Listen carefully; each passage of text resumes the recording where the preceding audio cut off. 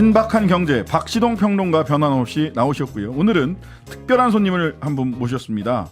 요즘 재정 이거 어떻게 해야 되냐, 재정 이거 어떻게 해야 되냐 말들이 많아서요. 재정학자인 정세훈 충남대 경제학과 교수님 모셨습니다. 두 분 안녕하세요. 네, 안녕하세요. 네, 안녕하세요. 예, 우리 정 교수님 처음 나오셨는데 우리 뉴스하이킥 청취자분들께 간단히 인사 한말 해주시죠. 네, 전 국민이 애청하는 이 뉴스 하이킥 저도 열심히 듣고 있습니다. 아유 감사합니다. 네, 감사합니다. 예. 자, 경제가 좀 편안할 때 모셔야 좋은 얘기도 많이 할 텐데 나라 안팎 경제가 무척 어렵고 어지럽습니다. 특히 이게 그 두 가지로 쓰이는 것 같아요. 중국 경제가 어려운 만큼 우리가 탈중국해서 딴 데로 가는 게 더 나은 선택 아니냐라는 쪽으로 이제 평가를 하시는 분들도 계시고, 야, 이거 우리가 중국과의 경제 관계가 틀어지고 있는 상황에서 중국 경제가 더 어려워지면 한국 경제가 훨씬 더 충격이 더 큰 게 아니냐, 이런 이제 두 가지 반응들이 있는 것 같은데, 중국 경제 특히 부동산 때문에 무척 어렵다, 심상치 않다라고 하는데 지금 어떤 상태입니까? 예, 지금 자본시장 가장 큰 화두가 사실은 중국 경제 중에서 특히 중국 부동산 문제입니다.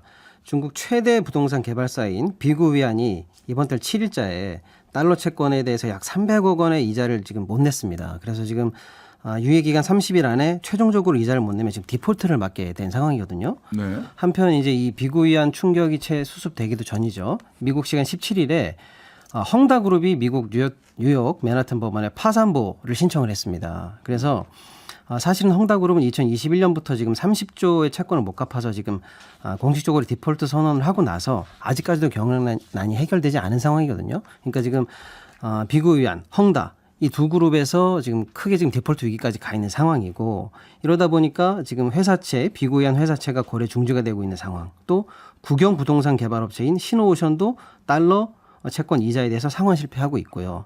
중국에서 지금 중농신탁이라고 해서 큰 부동산 신탁회사 있거든요. 네. 여기 관련해서도 지금 신탁 상품에 대해서 원금 상환 실패하고 있어요. 그래서 지금 중국이 그동안 사실은 부동산 관련해서 부채에 기반해 가지고 굉장히 많이 성장해 왔는데 네. 지금 그 후과를 받고 있는 상황이거든요. 네. 그러다 보니까 자칫 이게 지금 중국발 리먼 사태처럼 금융위기라든지 국경을 넘어서까지도 지금 위기가 번지는 거 아니냐라고 해서 지금 굉장히 금융시장에서 특히 세계적으로 지금 주목을 받고 있고요. 네. 특히 이제 우리나라와의 영향이 지금 문제인데, 네. 지난 주말에 그래서 정부가 긴급하게 회의를 했어요. 네. 한국은행 총재 추경호 장관 등등등 모여서 회의를 했는데, 일단 우리나라의 직접적인 익스포저 노출은 한 4천억 정도다. 그래서 우리나라 영향은 제한적일 것이다라고 일단 말을 했는데, 우리가 빌려준 돈 뭐 이런 겁니까? 그렇죠. 예. 그런데 지금 문제는 중국은 전체 GDP 중에서 부동산이 약 28%, 좀 좁게 거의 보면 30%. 4분의 1 정도입니다. 네. 그런데 우리랑 이제 아파트가 좀 다른데, 우리는 이제 뭐 내장재까지 들어가 있으면 거기는 시멘트밖에 없어요. 그럼 이제 그리고 다 세팅해갖고 들어가야 되잖아요. 예, 다 들어가야 되는데 그와 관련한 경제라든지 이런 게 파생적으로 굉장히 크거든요. 그러니까 중국 관련해서 부동산이 문제가 생기면 중국 내수 시장에도 문제가 생기고, 거기에 진출해야 되는 우리나라 어떤 철강, 뭐 또 수출 관련한 이런 게 다 연쇄적으로 지금 문제가 될 것 같고요. 알겠습니다. 예. 자, 정 교수님 어떻게 보세요? 지금 한국 경제 국내외로 봤을 때. 방금 말씀하신 것처럼 중국발 어떤 위기 뭐 예. 이런 것들이 하반기 경제에 상당히 이제 부정적인 영향을 미칠 것 같아요. 네. 작년에 올해 경제 성장률을 1.6%로 전망했다가 5월에 이제 한국은행에서 1.4%로 하향 내렸어요. 조정했는데요. 그럼에도 불구하고 이 상저하고라고 해서 상반기보다 하반기에 더 좋은 경제를 예측을 했었거든요. 네. 그때의 중요한 요인 중에 하나가 하반기에 이제 중국의 리오프닝 효과가 나타난다. 그리고 이제 반도체 수출이 증가한다. 이러한 전망이었고, 올해 전체적으로 수출이 그래도 약하지만 플러스가 나올 것으로 전망을 했었어요. 네. 그런데 현재 그 올해 최근에 8월 초반까지만 해도 지금 연속 뭐 10개월 수출이 네. 마이너스이고, 그리고 리오프닝 효과는 이 중국의 부동산 이런 문제로 나타날 것 같지 않고 해서 올해 하반기에 더 좋을 것 같지는 않습니다. 그러면 1.4가 아니라 1%대 초반대까지도 이 경제 성장률이 떨어질 수 있어서 지금 이게 그냥 뭐 주식 시장이라든가 이제 금융 네, 사이드 네. 쪽으로만 너무 과도하게 이야기가 되는데 실물 경제에서 그 민생의 위기 이런 것들이 좀 심각해질 그러니까 의미 결과적으로 성장률은 떨어지는데 물가는 계속 올라가는. 그래서 지금 교수님 말씀처럼 지금 상저 하고에서 하고에 관한 가능성은 사실 소멸됐거든요. 상저하죠. 그렇죠. 상저하저인데 문제는 상저하저를 회복 못하면은 내년도 전망까지도 지금 어려울 것 같습니다. 지금 국제투자은행 8개 회사에서 전망한 내년도 우리나라 경제 성장률의 평균치가 1점대가 나왔어요. 그러니까 지금 중국발 위기라든지 이런 실물 경제 위기, 수출 위기 등이 올 말뿐만 아니라 내년까지도 갈 것 같은 위기 상황인 것 같습니다. 자, 이렇게 이제 상저하고를 예상했다가 상저하저가 될 것, 그리고 내년까지도 네. 성장률이 1%대 1% 정도로 예측이 되면서 실제로 세금 잘 안 거치고 있잖아요. 지방세도 뭐 몇 조가 안 거쳤다라고 오늘 5조 8천억 10% 정도 안 거쳤다라는 얘기가 나왔고, 그럼 내년 예산이 쪼그러들 수밖에 없을 것 같아요. 정부가 이달 말에도 이달 말에 지금 7월달 8월달이면 이미 내년 예산 다 각 부처별로 다 지금 올렸을 텐데 예산 증가율 3%대로 줄이는 긴축 예산 편성하기로 했다라고 합니다.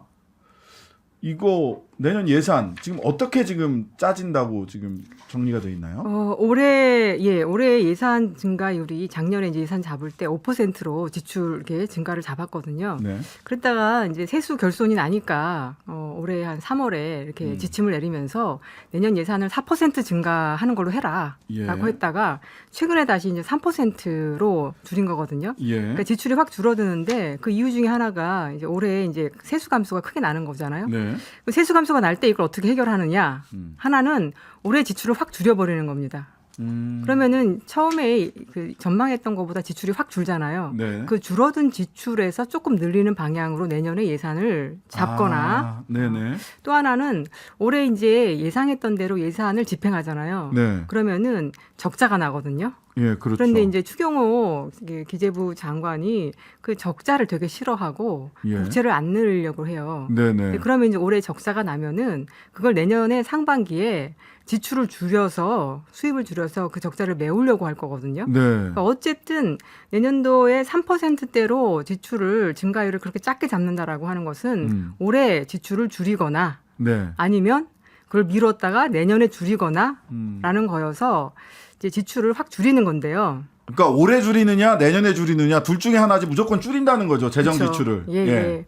그다음에 이제 더 제가 생각할 때에 이런 결과가 나온 것 중에 하나는 사실 문재인 정부 때 뭐 재정이 방만했다 이런 프레임을 자꾸 그 현 정부가 씌우지만 그때 이제 경기가 그 코로나 위기나 이런 것들 때문에 네. 안 좋았을 때 적극적인 재정을 해서 그 경기가 금방 회복이 되었거든요. 네. 올해 상저 하고를 예상했는데 상저 하저가 되는 이유 중에 하나는 예. 재정 정책을 상당히 긴축적으로 운용하고 있다는 거예요. 정부가 그 경기 안 좋은데 정부라도 이렇게 재정 지출을 해서 이 경기를 좀 어떻게 관리를 해야 되는데 다 재정 건전성 종교에 빠지신 분들처럼 그렇죠.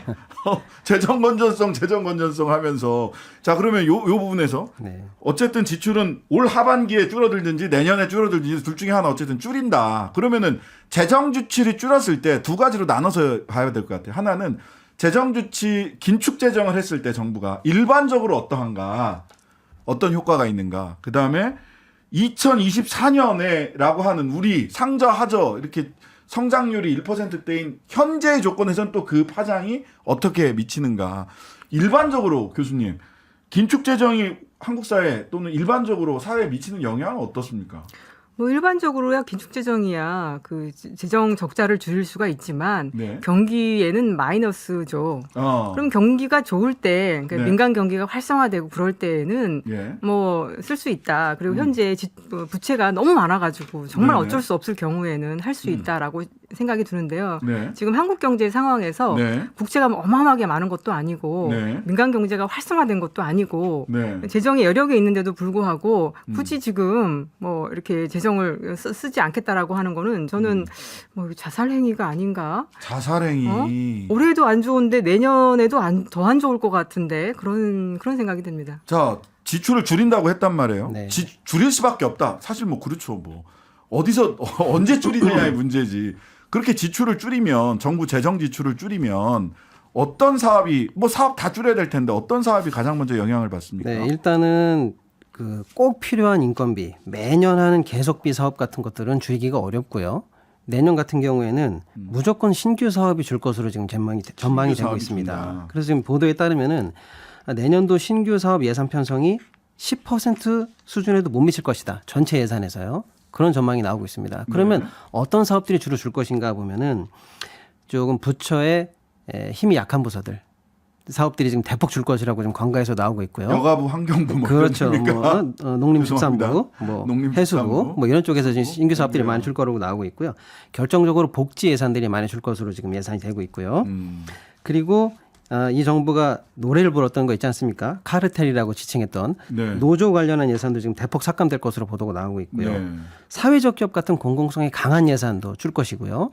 또 R&D 예산 같이 당장 효과는 안 나지만 미래를 위해서 투자해야 되는 예산들 이런 것도 지금 대폭 감소될 것으로 현재 지금 보도가 나오고 있는 중입니다. 자, 그럼에도 불구하고 어쨌든 일단 줄이고 그다음에 세입이 줄인다고 하더라도 세입도 우리 줄이는 만큼보다도 더 세입이 줄어들고 있는 거 아니냐. 지금 39조 7천억 원 네. 상반기에 세입 세금을 덜 걷었다라고 하는 건데 그러다 보니까 국유재산 매각 내지는 국유재산 활용 관련된 이야기들이 계속 나오고 있습니다.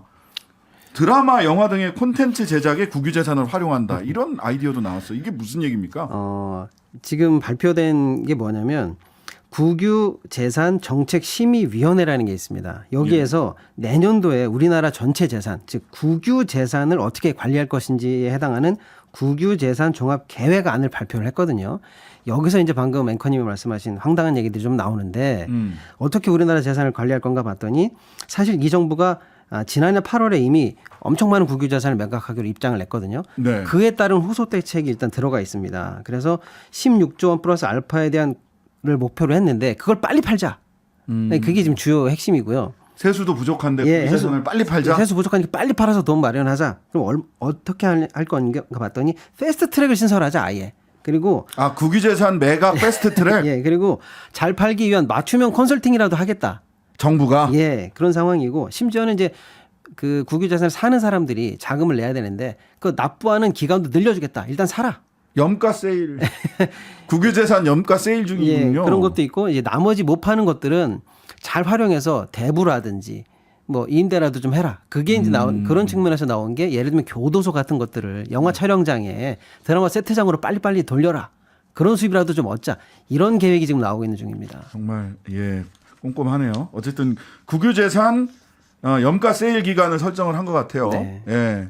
카드 분납 뭐 36개월 할부 뭐 이런 것도 해주고 이렇다는 얘기인데 국가 소유 재산 국유재산 팔아서 세수 부족분을 메우겠다.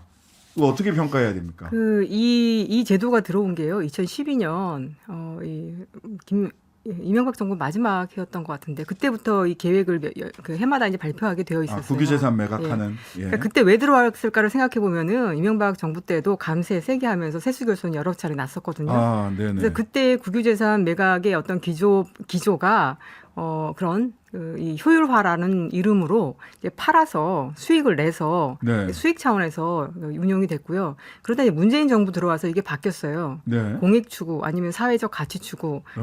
매각은 최대한 자제하자 네, 그렇게 네. 바뀌었거든요. 네. 그랬다가 이제 다시 이제 윤석열 정부 들어와서 이게 이제 바뀐 거예요. 네. 근데 다른 나라들을 보면 우리가 이제 공공임대가 많지 않은데 저렴하고 좋은 공공임대가 그 중에 하나가 토지를 사는 비용이 너무 비싸기 때문이거든요. 그렇죠. 토지를 팔아서 그렇게 하다 보니까 가격이 올라가는 거예요. 그래서 많은 부동산 전문가들이 쌀 때 좀 국가가 좀 토지를 많이 좀 비축해 놔라. 네네. 되게 중요하거든요. 그 얘기 많이 합니다. 예. 예. 근데 이 정책은 그거하고 거의 이제 반대로 가는 정책이어서 거꾸로 가는 거죠. 예, 민간에게 알짜 좋은 땅을 거의 안겨주는 그런 결과로 그런 땅들이 또 잘 팔리고 네. 단기에 이제 수익이 많이 들어오니까 그렇게 될 가능성이 높아서 지금 현 정부의 어떤 긴축 재정 아니면 뭐 이 감세 이런 정책이 가져오는 부작용이 상당히 크다고 할 수 있겠습니다. 네. 지금 조금만 더 보태면요. 네. 지금 부동산이 특히 이제 알짜 재산들의 핵심인데 네. 지금 부동산 경기가 좋지가 않지 않습니까? 그렇죠. 그러니까 지금 알짜 부동산을 판다는 거는 국가 입장에서는 손해입니다. 그러네요. 예. 지금 개인 소유 부동산도 다 버티고 있잖아요. 이자가 그렇습니다. 올라가는데 다 버티게 하고 있잖아. 그런데 버티게 지금- 하고 있는 게 문제죠. 그건 버티게 하면서 국가의 재산을 판다라고 하니까. 그러니까 문제가 되는 거죠. 개인 부동산은 다 버티게 하는데 국가 재산은 컨설팅 해주고 염가 할인해주고 36개월 할부도 해주고. 그러니까 지금 문제는 각 아. 부처 장차관들이라든지 예산 보조를 닥달해가지고 빨리 네. 팔아 이렇게 하고 있는 중이고요. 네. 결정적으로 또 알짜배기들은 각 국가 이제 공공기업, 국유기업 뭐 이런 데서 많이 갖고 있거든요. 네. 근데 여기는 경영 평가를 또 기획재정부가 하지 않습니까? 세게 그러니까 이런 거에 하는구나, 또. 반영하겠다 이런 압박을 느껴가지고요. 네. 지금 거기 있는 회사들의 알짜 기업들에서 그러니까 알짜 부동산들을 못 팔아서 안달입니다 지금. 국유 재산이 사이즈가 작지도 않고 그거는 정말 뭐 대기업이나 그러니까 예를 들면 한전, 마사와 이런 그룹들이죠. 그런 회사들은 지금 강남이라든지 좋은 자리에 뭐 서초 이런 데 좋은 빌딩들이나 좋은 부지가 많거든요. 예. 지금 팔 이유가 없는데 예. 그러니까 지금 그분들은 이제 경영 평가라든지 정부에 잘 보여야 되니까요. 사장이 연임이라든지 이런 것 때문에 지금 뭐 못 팔아서 안달인 상황이죠. 자, 지난번에 그 박상현 교수님이 무슨 얘기를 하냐면 세수추계 좀 제발 다시 해서 좀 내놨으면 좋겠다. 왜 세수추계를 재추계를 안 하냐 이런 얘기를 많이 하시더라고요. 지금이라도 제발 세수 재추계 좀 했으면 좋겠다. 그러면서 뭐 모델까지 함께 세수추계 모델까지 함께 공개해야 되는 거 아니냐 이런 얘기를 하는데 세수추계 이거 어떻게 해야 되는 겁니까? 맨날 틀려. 예, 맨날 이렇게 틀리다 보니까 국가가 재정을 제대로 운용하기가 어렵게 만드는 중요한 네. 요인이 되고 있거든요. 예. 저는 그 뭐 국민들 전체까지 공개하는 것은 어렵다 치더라도 네. 전문가들에게 예. 공개해서 좀 검토를 받는 것이 필요할 것 같고요. 네. 그렇지만 세수추계가 이게 경제가 상당히 요동치기 때문에 네. 정확하기는 어렵거든요. 예. 근데 그럴 때에 그 추경 같은 것을 빨리 실시해서 세수가 이제 오차가 크게 난다. 그러니까 올해와 같이 40조 네. 뭐 마이너스 이렇게 난다라고 할 때에는 분명히 빨리 이 수입과 지출을 다시 이 현대에 맞춰가지고 하는 이제 그런 제도적인 보완 장치가 있어야 되겠습니다. 네, 알겠습니다. 오늘은 여기까지 말씀 듣도록 하겠습니다. 신박한 경제 박시동 평론가 정세은 교수님과 함께했습니다. 감사합니다. 감사합니다. 자. 하루 종일 기다려지는 진짜 시사. 평일 저녁 6시 5분 신장식의 뉴스 하이킥.